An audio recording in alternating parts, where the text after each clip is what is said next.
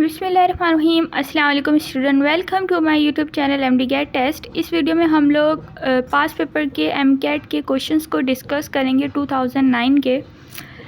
तो स्टार्ट करते हैं हम क्वेश्चन नंबर 1 से। And the question number 1 is that the propulsive movement of the GIT की फुल फॉर्म है गैस्ट्रोइंटेस्टिनल ट्रैक्ट इज़, इसका राइट ऑप्शन है सी। पी से प्रोपल्सिव, पी से पेरिस्टाल्सिस, ये एक ट्रिक है, आप लोग याद रखिएगा।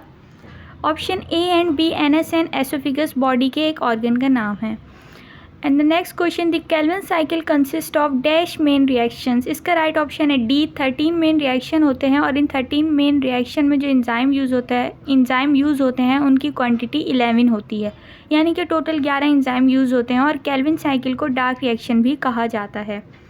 And the next question is identify the incorrect statement. Incorrect statement, ये वर्ड याद रखिएगा, अबाउट द बेथियल जोन। तो इसका इनकरेक्ट जो ऑप्शन है सी है, it contain producer that prepare food from consumer, यानी कि बेथियल जोन में ये चीज़ नहीं होती, तो राइट ऑप्शन होगा सी।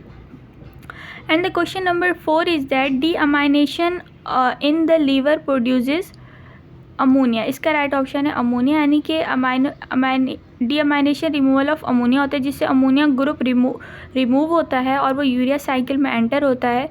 तो इसके स्टेप होते हैं सिट्रोलिन, आर्जिनिन और ऑर्निथिन, उसके बाद जो है यूरिया प्रोड्यूस होता है।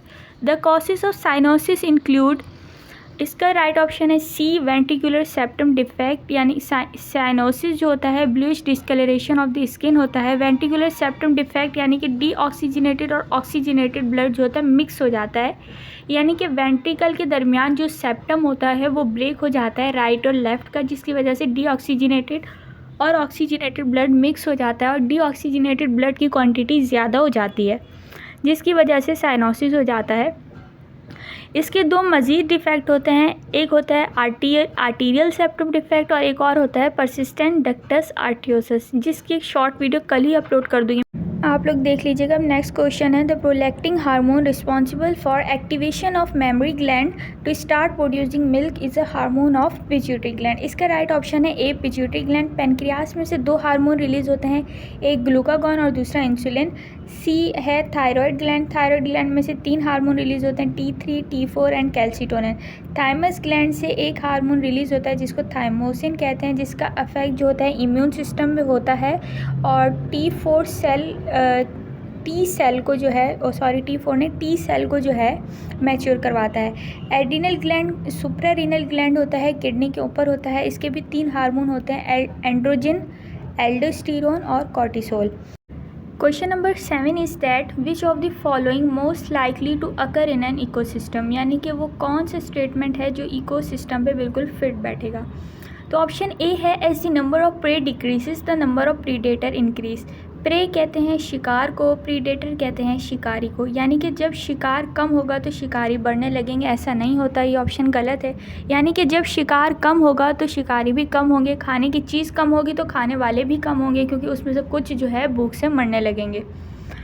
ऑप्शन बी है, number of predator increase the number of prey increases, यानी कि जब शिकारी बढ़ेंगे तो शिकार भी बढ़ेगा, ऐसा नहीं होता, जब शिकारी बढ़ते हैं वो ज़्यादा शिकार करते हैं तो शिकार कम होने लगता है, तो ऑप्शन बी भी रॉन्ग है।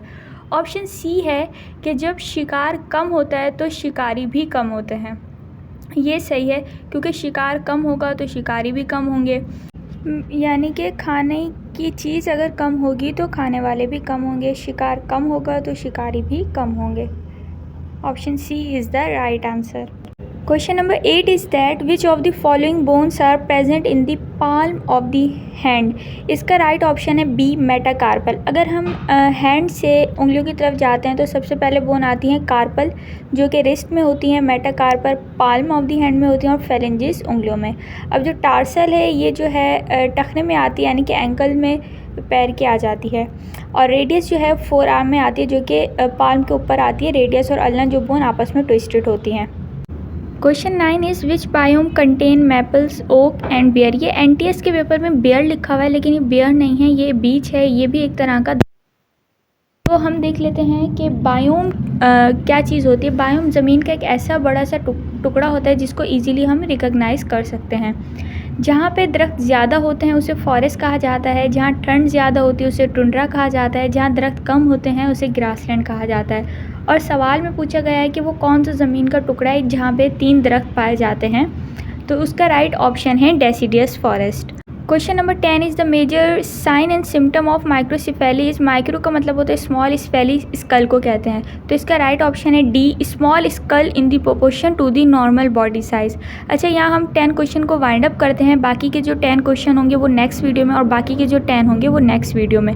इसमें एक क्वेश्चन बहुत ज़्यादा लेंदी था जो कि जेनेटिक्स से है, उसकी एक अलग और प्रॉपर वीडियो अपलोड हो जाएगी 3 वीडियोज़ के बाद, तो आप लोग देख लीजिएगा।